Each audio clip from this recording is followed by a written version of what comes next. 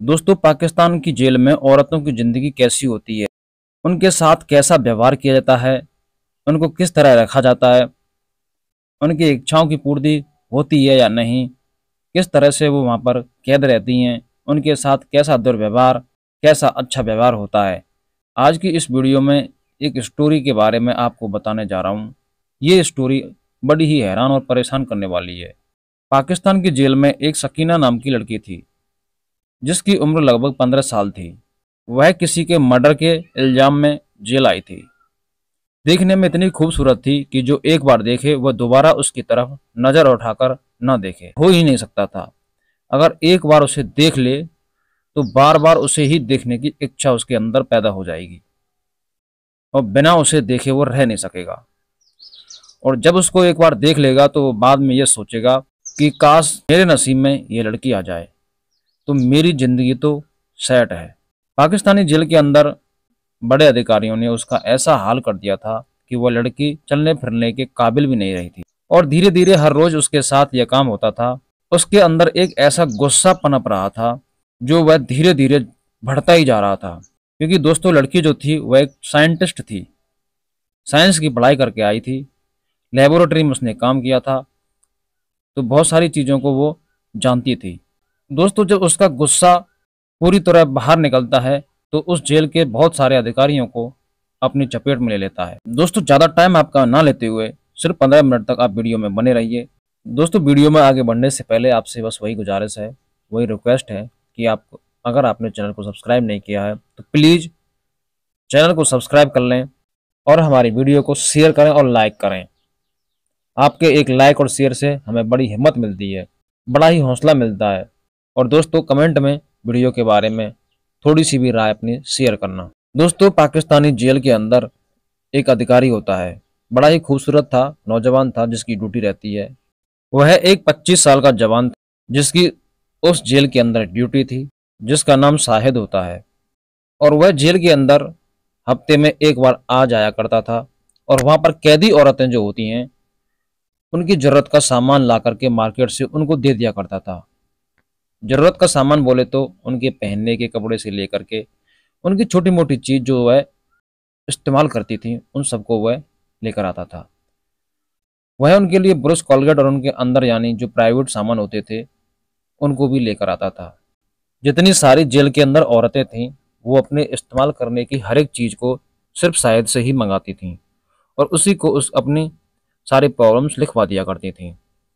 वह एक लिस्ट बनाता था और जिस जिस औरत को जो जो चीज़ चाहिए होती थी उसको ला करके उनको दे दिया करता था।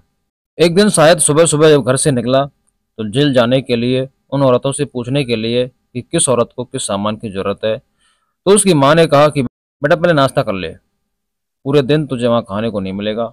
जल्दी जल्दी शायद जो है नाश्ता करता है और अब सोच रहा था कि उसे ऑलरेडी पहले ही देर हो चुकी है। अब जैसे ही शायद ने मोटरसाइकिल को किक मारी, थोड़ी दूर चला था, उसकी मोटरसाइकिल पंक्चर हो जाती है। वह बड़ा परेशान होता है और पैदल पैदल वह चलने लगता है।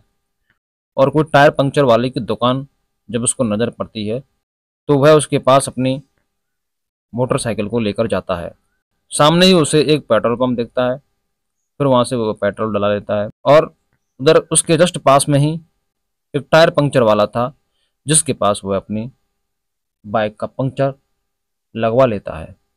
लेकिन आज पक्का यह था कि उसे जेल पहुंचने में देरी होनी थी।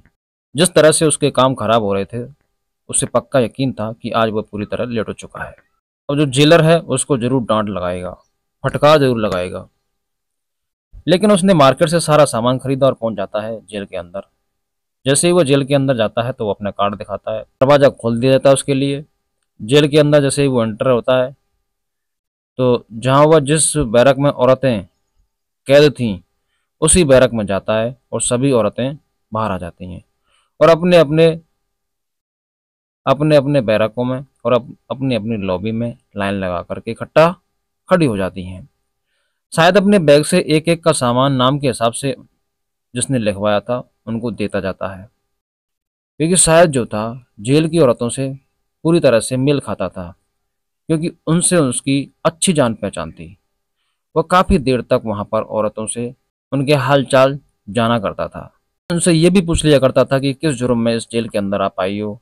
जेल की औरतें जो थीं शायद को अपना हमदर्द मानती थीं, शायद उसे अपना हमदर्द समझती थीं, और शायद उनका दर्द पूछ करके, उनसे सुन करके बड़ा हैरान परेशान होता था और उनको दिलासा भी दिला दिया करता था। वहाँ पर जो औरतें कैद थीं वे सभी पेशेवर मुजरिम नहीं थीं, किसी न किसी जुर्म का शिकार होती हैं, मतलब किसी न किसी चीज़ में फंस करके वहाँ पर वो आती हैं, मतलब झूठे इल्जाम में फंसाई हुई थीं। कुछ ही चुनिंदा ऐसी औरतें थीं जो कि पेशेवर मुजरिम थीं, जो कि चोरी के इल्जाम में फंसी थीं, किसी के कत्ल के इल्जाम में आई थीं, वरना ज़्यादातर जो औरतें थीं वो वहाँ पर सिर्फ बेगुनाही साबित करने में अपनी ज़िंदगी वही निकाल रही थीं, लेकिन वो अपनी बेगुनाही साबित नहीं कर पा रही थीं। शायद उनके बीच में ऐसा क्या कर सकता है, क्योंकि सब कुछ सिस्टम ऐसा ही था, तो उसकी कौन सुनवाई करेगा। और अक्सर उसको पता था कि जब औरत तो जेल चली जाती है, उसके मिलने जुलने वाले, उसके रिश्तेदार, उसके घर वाले भी उनकी तरफ ध्यान देना बंद कर देते हैं। उसके ऊपर जो इल्जाम होते हैं उन इल्जाम को सच मान करके उनको उसी काल कोठरी में जिंदगी गुजारने पर मजबूर किया जाता है। अब दोस्तों, पाकिस्तानी जेल के अंदर जो सिस्टम था वह बड़ा ही करप्ट था। वहाँ के जो अधिकारी थे, जेलर से लेकर के बड़े अधिकारियों तक, रात को उन कैदी औरतों को अपनी मौज मस्ती का सामान समझते थे और उन औरतों से अपनी ख्वाहिश पूरी किया करते थे। अपनी हवस की आग उनसे रात को बुझाया करते थे।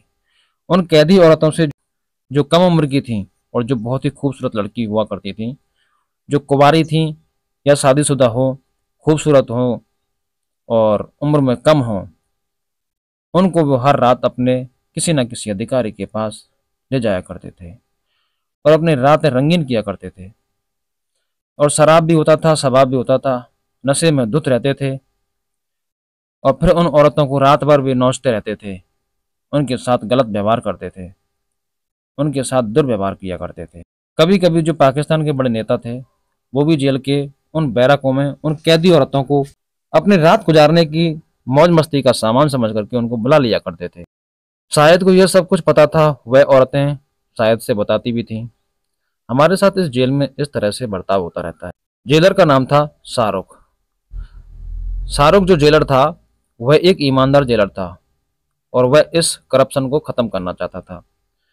उसके रहते हुए किसी हद तक यह क्राइम वहां पर जेल के अंदर कम हुआ था, जिस क्राइम से बचने के लिए, औरतों को सुधारने के लिए या सुधरवाने के लिए जेल के अंदर लाया जाता था, लेकिन वहां पर ऐसा न होता था।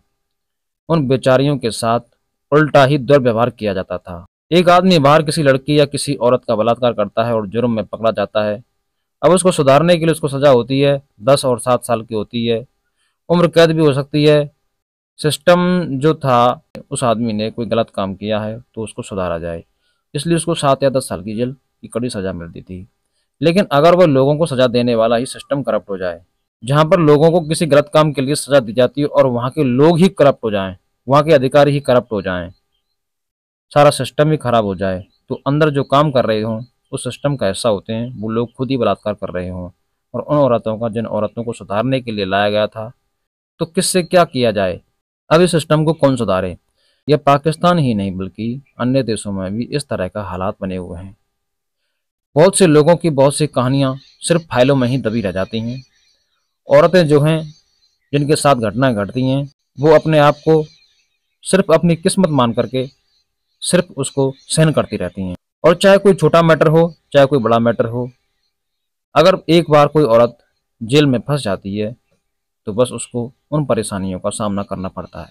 आज पाकिस्तानी जेल में औरतों के साथ क्या सलूक होता था, जब शायद इनकी कहानियां सुनता था उसके खुद के रोंगटे खड़े हो जाते थे। तो जब आप इन चीज़ों को सुनोगे तो आपके भी रोंगटे खड़े हो जाएंगे। शायद बड़ा दुखी होता था क्योंकि वह कुछ नहीं कर सकता था। शाहरुख जो जेलर था वह शायद से इन बातों को शेयर किया करता था और शायद से पूछा करता था कि जो इन औरतों की राज की जो बात है वह इनसे सुन करके तुम्हें मुझे बतानी है। बहरहाल दोनों के बीच में बहुत अच्छी बॉन्डिंग थी, शायद और उस जेलर के बीच में, लेकिन उस जेलर की ईमानदारी बड़े अधिकारियों को रास नहीं आ रही थी, क्योंकि उसके रहते हुए उनकी मौज मस्ती में एक रोड़ा लग जाता था। इसलिए वह बहुत जल्द ही उस शाहरुख का वहां से ट्रांसफर करा दिया था। उसकी जगह एक अनीम नाम का बहुत ही करप्ट जेलर वहां पर आ जाता है और वो जेलर बहुत ही लालची और बहुत ही अय्याश किस्म का था।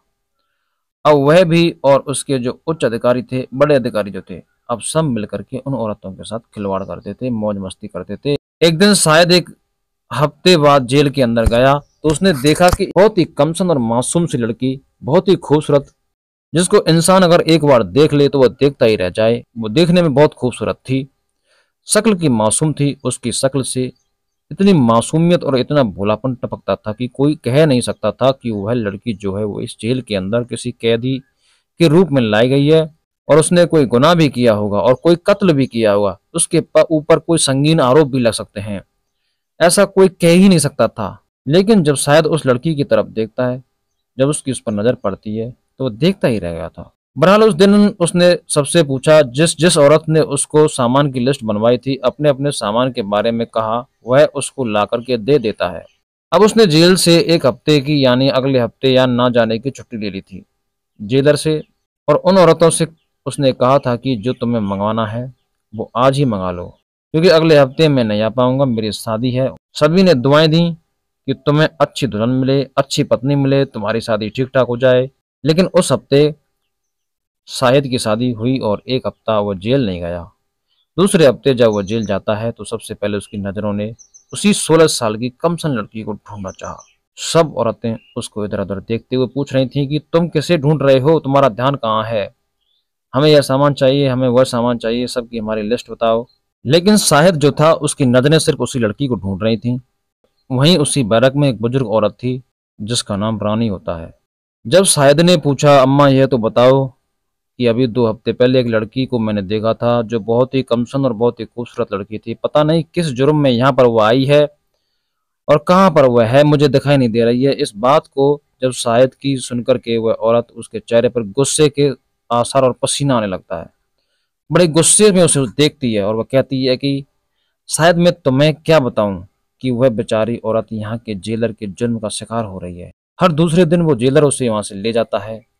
पहले तो जब वह आई थी उसने 3-4 दिन तक खूब अपनी रात उस लड़की के साथ रंगीन की थी। अब बड़े अधिकारियों को भी उसको परोसने लगा है। और कभी कभी तो ऐसा होता है कि एक रात हमने तो यह देखा था, एक नेता को यहाँ उसके पास भेजा जाता था और वह लड़की जो थी इतनी खूबसूरत थी कि कोई भी देख करके उसके साथ सोने की अपनी इच्छा जाहिर करता है। एक वह औरत है, वह एक इंसान है, वह कोई मशीन नहीं है, अय्याशी करने का सामान नहीं है, जो भी आता है उसको मसलता रहता है। और वो लड़की सब कुछ बर्दाश्त करती रहती है।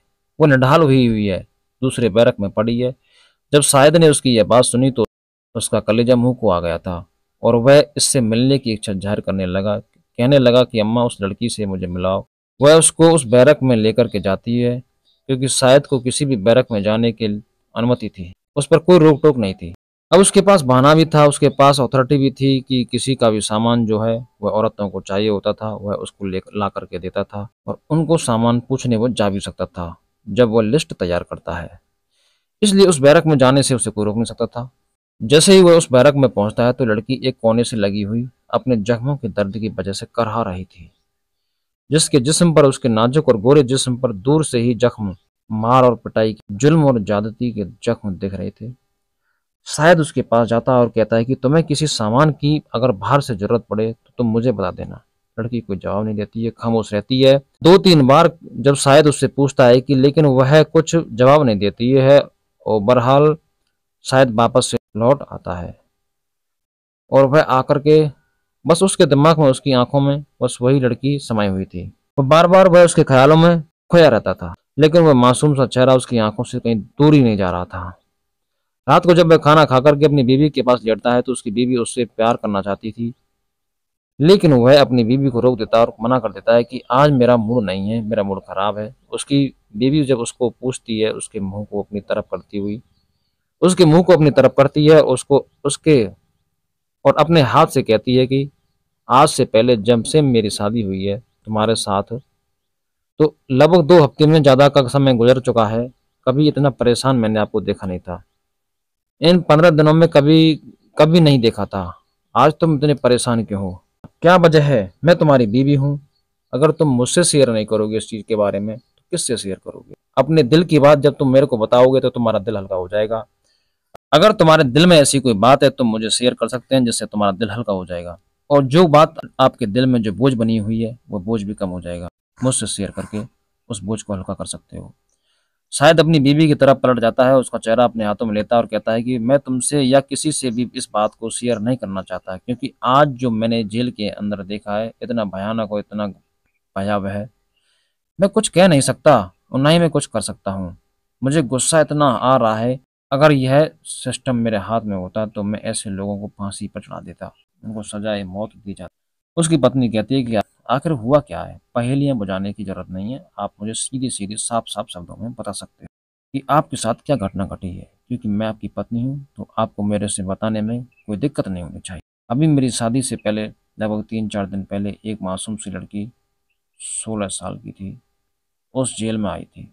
पता नहीं उसने क्या जुर्म किया होगा, लेकिन आज जब उसे 15 दिन के बाद मैं जेल में गया तो उसकी हालत देखी तो मुझे रहा नहीं गया, मेरा कलेजा मुंह को आ गया था। उस जेल के अंदर एक बूढ़ी औरत ने मुझे बताया कि उस लड़की को हर रात ही टॉर्चर किया जाता है, उसके साथ जबरदस्ती संबंध बनाए जाते हैं। अभी वो लड़की इतनी उम्र की नहीं है, लेकिन हर रात उसे शराबी अधिकारियों का हवस का शिकार होना पड़ता है। वह अधिकारी शराब के नशे में रात भर दो दो दो तीन तीन एक साथ इकट्ठा होकर के उसको रौंदते हैं और उसको एक मशीन की तरह इस्तेमाल करते हैं। वह लड़की बर्दाश्त नहीं कर पाई और जब मैंने उसकी हालत देखी तो वह बेचारी दर्द से तड़प रही थी। मेरे जी में आया कि मैं उससे पूछ करके उसके लिए कुछ दवाई वगैरह लेकर आऊं, लेकिन उसने मुझे कुछ नहीं कहा और मुझे वो बोली तक नहीं थी। मैं वापस से चला आया हूँ, बस यही सोच रहा हूँ कि सिस्टम हमारा कितना करप्ट है। यहाँ जहाँ पर लोगों को सुधारने के लिए लाया जाता है और वहीं पर उन लोगों को और बिगाड़ा जाता है, उनके साथ और जुल्म और सितम किए जाते हैं। हमारे पाकिस्तान में कोई भी ऐसा ईमानदार अधिकारी अगर आता है तो उसका फिर तबादला करा दिया जाता है, क्योंकि ताकत जिन लोगों के हाथ में है वह करप्ट हैं, वह बिल्कुल ही ऐसे हैं और दरिंदे हो चुके हैं जिनको कुछ दिखाई नहीं दे रहा है। बहरहाल पता नहीं रात के ना जाने किस हिस्से में शायद को नींद आ जाती है और फिर वह अगले दिन जब उन सब औरतों का सामान लेकर के जेल में पहुंचता है, जेलर जो था और भाप जाता है कि उसने शायद जो था पिछले जेलर का पिट्ठू था, इसलिए वह उसके बारे में जान जाता है। जेल में जाने की उसको इजाज़त नहीं देता है।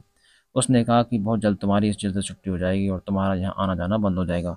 तो शायद एकदम घबरा जाता है और चौंक जाता है कि पता नहीं मेरी यह किसने शिकायत की है और इस बात को लेकर के जेलर क्यों मेरे पर गुस्सा हो रहा है। बहरहाल उसको बिल्कुल भी अंदर जाने नहीं दिया जाता है। सामान उसका वापस लेकर के वो जेल के बाहर आ गया था, लेकिन फिर उसने अपना दिमाग लगाया, क्योंकि उसने देखा था कि जेलर जो है वो करप्ट है, तो लालची किस्म का है। उसने जेलर के टेबल पर कुछ पैसे रखे और कहा कि जेलर साहब मेरे पेट पर लात मत मारो, मेरी यही रोजी रोटी है और मैं जो कुछ भी दुकान से लाता हूँ बस मैं यहीं पर इन कैदी महिलाओं के लिए दे जाता हूँ। बहुत ही पुराना और एक वफादार आदमी हूँ, किसी तरह की कोई बात नहीं है। अब जैसे ही जेलर उन पैसों को देखता है, वह शायद के हाथों से उन पैसों को ले लेता है और उसे अंदर जाने देता है। शायद अंदर जाकर के उन सब औरतों के पैरक में पहुंचता है और सबको सामान दे देता है। फिर उस लड़की के पास जाता है और लड़की की हालत पूछता है और उसे उसकी कुछ हालत, अब थोड़ी उसकी हालत उसे बेहतर लग रही थी, उसके लिए सामान दे देता है और फिर उस लड़की के पास जाता है और वो लड़की, वह बीमार ज़्यादा होने की वजह से उन लोगों ने उसके ऊपर तरस खा लिया था और शायद अब रात को उसको ले जाना बंद कर दिया होगा। इसलिए मुझे उस लड़की में सुधार लग रहा था। फिर मैंने उससे पूछा कि बताओ तुम्हारा नाम क्या है, तो उस लड़की ने मुझे कहा कि मेरा नाम सकीना है। फिर शायद ने उसको पूछा कि कहाँ की रहने वाली हो, किस जुर्म में यहाँ पर तुम अंदर आई हो, तुम्हारे माँ बाप कहाँ हैं। लड़की कुछ नहीं बोलती है और सिर्फ इतना कहती है कि मुझे बाल साफ करने वाली एक क्रीम ला करके दे दो, बाकी मुझसे आप कुछ मत पूछो, मैं कुछ बताना नहीं चाहती हूँ। जैसे ही उस लड़की ने शायद से कहा कि मुझे बाल साफ करने वाली क्रीम चाहिए, तो शायद चौंक जाता है। उसे अब तसल्ली हुई थी कि कम से कम आज उस लड़की ने अपने लिए किसी चीज़ के लिए शायद को बताया और उससे कहा सही है। अब धीरे धीरे आज उसने, भले ही उसने अपने पर्सनल काम के लिए कहा, धीरे धीरे अब वो उससे बात करने लगेगी और फिर उसकी ज़िंदगी में झांकने की और जानने की वो कोशिश भी करेगा। आखिर उसके साथ क्या हादसा हुआ था और वह वहाँ कैसे आई थी। बहरहाल शायद जब मार्केट पहुंचता है तो उन सब औरतों का जरूरी सामान खरीदता है, वह क्रीम भी खरीद कर ले जाकर के उस लड़की को दे देता है, बाकी फालतू उनसे कोई बात नहीं करता है। अगले हफ्ते जब शायद पहुंचता है तो अब उसने फिर उसी क्रीम का उसे जिक्र किया कि मुझे एक क्रीम चाहिए। तो शायद बड़ा परेशान था, अभी तो मैंने पिछले हफ्ते उसको बाल साफ करने वाली क्रीम लाकर दे दी थी, आखिर इतनी क्रीम का यह क्या कर सकती है। शायद बड़ा परेशान था। इसी तरह से 10-20 दिन या 2 महीने या 4 महीने गुजर जाते हैं। शायद को वह अपने बारे में कुछ नहीं बताती है, वह हर हफ्ते उससे एक क्रीम मंगाती है और कुछ नहीं बताती है। 4 महीने बाद एक दिन की बात है जब शायद उन औरतों के साथ में हंसी ठिठोली हंसी मजाक किया करता था, तो उस दिन भी वह हंसी मजाक कर रहा था औरतों से वह हंस हंस के बातें कर रहा था। इसी तरह से उनके सामने जो बैठा हुआ करता था, बातें किया करता था, अचानक से उस जेलर का एक खास आदमी आता है और उस 16 साल की मासूम लड़की से कहता है कि तुम्हें जेलर साहब ने बुलाया है।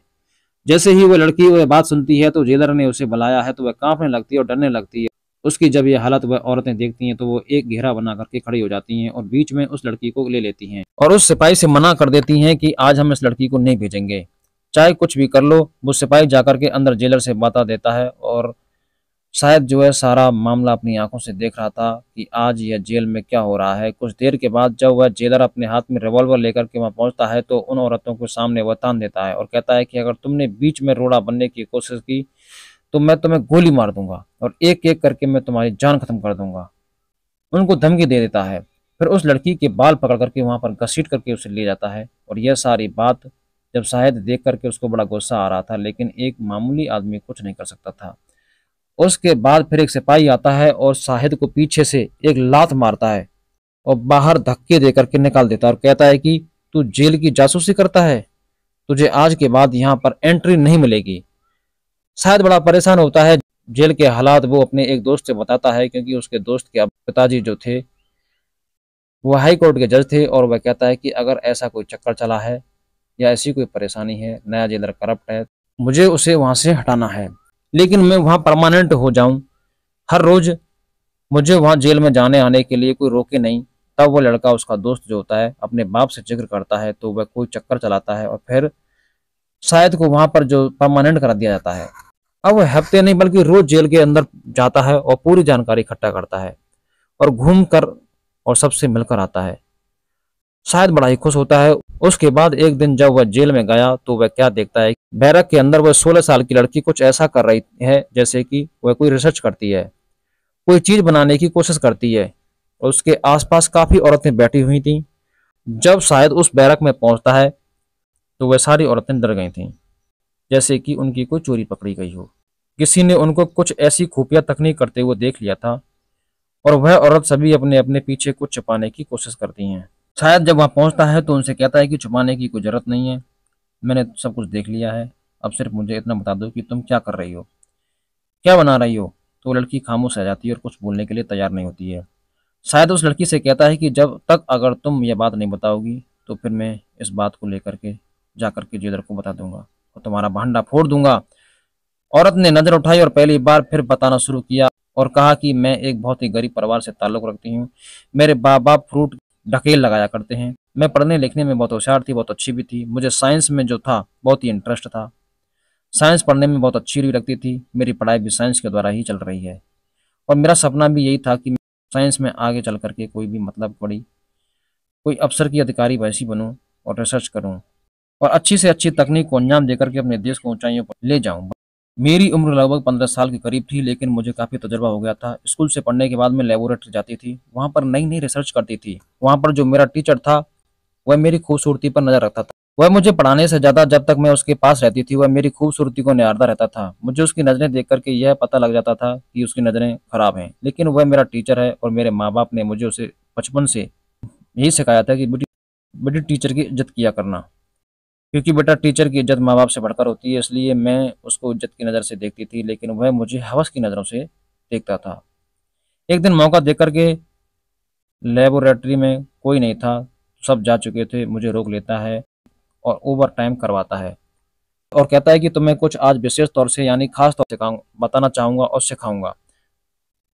तो सकीना कहती है मैं वहाँ पर रुक जाती हूँ। जब रात का अंधेरा होता है तो फिर जो उसके मन में चल रहा था वह सकीना के साथ करता है और उस रात उसके कुंवारेपन को वह रौंद देता है, फिर अपनी मनमानी करता है और सकीना को बड़ा धक्का लगता है, वह बड़ा दुख होता है, लेकिन वह क्या कर सकती थी, कुछ नहीं कर सकती थी। अब तो वह हर रोज का मामला हो गया था और वह मौका देख करके उसका जो डॉक्टर टीचर था वह कुछ न कुछ हरकत ऐसी किया करता था जिससे उसके जिस्म को बहुत दुख होता था। उस कम सनकली के यानी वह सकीना सिर्फ 15 साल की थी, उसके जिस्म में वो टीचर, उसका टीचर ऐसा जहर घोल रहा था जिस जहर को वह बर्दाश्त नहीं कर पाई और फिर सकीना जो है प्रेग्नेंट हो जाती है। जब सकीना प्रेग्नेंट हुई थी तो उसके बाप को, उसकी माँ को उसका पता चला कि उसका जो पिताजी थे सदमे को बर्दाश्त नहीं कर पाए और उसने पाया कि उसकी जो बेटी थी वह 15 साल की उम्र में प्रेग्नेंट हो गई है। इसी सदमे से उसका जो बाप था वो दुनिया को छोड़ करके चल बसा था। उसके बाद सकीना कहती है कि मेरा वह टीचर यहीं तक नहीं मानता है। तो मैं उससे कहती हूँ कि अब मेरे पेट में तुम्हारा बच्चा पल रहा है, मैं पेट से हो गई हूँ, तुम मुझसे शादी कर लो। जिंदगी भर तुम मुझे इस्तेमाल करना। लेकिन वह शादी करने के लिए तैयार नहीं था। उसने कहा कि मेरी ऑलरेडी पहले ही शादी हो चुकी है, मैं शादीशुदा हूँ। मैं तो सिर्फ तुमसे अपने मन की प्यास बुझाता हूँ, क्योंकि तुम हो ही इतनी खूबसूरत, तो तुम्हें देखकर बस रहा नहीं जाता है। उसके बाद वह जैसे तैसे करके जबरदस्ती करके मेरा अबॉर्शन करा देता है, उस बच्चे को गिरा देता है। और मुझे बड़ा धक्का लगा जब मैं उसके उन सितमों से ज़्यादा परेशान हो गई थी। तो मैंने यह देख लिया था कि यह सिर्फ मेरी इज्जत को और मुझे रौंद रहा है, इसके अलावा यह कुछ नहीं दे सकता। तो फिर एक दिन मैंने मौका देख करके सकीना उस अपने टीचर की हत्या कर देती है। एक दिन वह हथियार उठा करके उसके गले में ऐसा मारती है कि वह तड़प करके वहीं पर मर जाता है, अपना दम तोड़ देता है। उसके बाद सकीना को सजा दी जाती है, उसे जेल लाया जाता है। उसके टीचर की हत्या के जुर्म में वह जेल आई हुई थी। सकीना ने आकर के वहां पर देखा कि बाहर की जिंदगी कैसी है, और जैसी है उससे कहीं ज्यादा बदतर उस जेल की जिंदगी थी। वहां पर वह सजा के लिए लाई गई थी। अब सकीना ने कहा कि मैं तुमसे हर रोज जो एक क्रीम मांगती हूँ, क्योंकि मैं साइंस पढ़ रही थी, मैं रिसर्च करती थी, तरह तरह की मेडिसिन पर हम रिसर्च करते थे, और मैं इस क्रीम से कोई ऐसी मेडिसिन तैयार करूंगी जिससे कि अगर किसी आदमी को दे दिया जाए तो वह उसके अंदर पॉइजन का काम करे और धीरे धीरे उसकी मौत हो जाए। और इस जेल के अंदर जो एक करप्ट अधिकारी हैं, जो हम औरतों का यहाँ पर इस्तेमाल कर रहे हैं, जो रात को रंगीन बना रहे हैं, जो रात को हमारे द्वारा अपनी रात को रंगीन बनाते हैं और हमारा इस्तेमाल करते हैं और अपनी हवस का शिकार बनाने के लिए, और हमें अपनी हवस का शिकार बनाते हैं। मैं उन सब औरतों को वह दवाई तैयार करके दूंगी, और फिर वह किसी न किसी बहाने से, क्योंकि सारे ही अधिकारी जब रात को हमारा शिकार करते हैं तो उनके पास शराब भी होती है, पहले वो शराब पी करके खूब नशा कर लेते हैं, फिर वो नशे में रहते हैं तो बड़ा ही आसान रहता है नशे में उनको शराब में उस दवाई को मिला करके पिला देना। और शायद ने कहा कि अगर तुम ऐसा करोगी कितने ही अधिकारियों की जान चली जाएगी, एक भूकंप आ जाएगा, तहलका मच जाएगा। लड़की ने कहा कि अगर तुम्हें वाकई में गलत लगता है, मैं गलत कर रही हूँ, तो मुझे तुम नहीं करने दोगे। तुम जाकर के इस बात को लीक कर सकते हो, और अगर तुम्हें लगता है कि सिस्टम गलत है और सिस्टम को सुधारना चाहिए, इसकी जो जड़ हैं वो खराब हैं, इसलिए इनकी जड़ों को उखाड़ना चाहिए, इसके लिए कुछ ऐसा करना पड़ेगा। बहरहाल शायद खामोश हो जाता है और इस बात को वह अपने अंदर ही दफन कर लेता है। जब वह दवाई तैयार हो जाती है तो वह सब औरतों को दे देती है, उन खूबसूरत औरतों को जो अक्सर अधिकारियों की हवस का शिकार बनती थीं और जो रात को जाया करती थीं। और सबसे पहले उस लड़की यानी सकीना ने उस जेलर के ऊपर उस दवाई को आजमाया था। जब वह जेलर उस कमसन सी लड़की सकीना को रात के लिए लेकर आता है तो उसने बड़ी आसानी के साथ शराब के गिलास में उस दवाई को मिला दिया था। वह स्लो पॉइजन की तरह काम कर रहा था।